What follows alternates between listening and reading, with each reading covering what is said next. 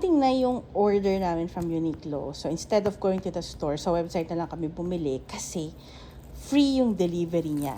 So, malaking katipiran. And then, ang daming discounts, lalo na this holiday.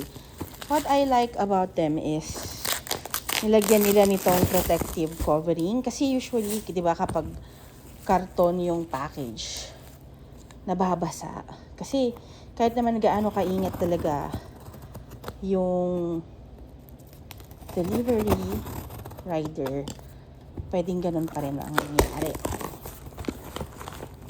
So, makikita mo dito, diba, that yung receipt is provided para very clear kung ano yung in-order. So, tasakpan lang natin, no? For privacy. So, tuwing holiday, Christmas, it comes with a free tag kapag umabot ka ng mga parang 3-5. So, eto na. Yung nakasale siya ngayon. From 1,490, naging 900 something lang siya. So, exciting. So far, kompleto siya. Andito ng kailangan lahat. And, ayun.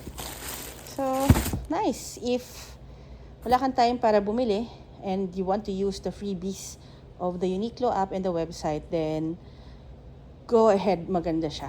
Maganda siya na experience.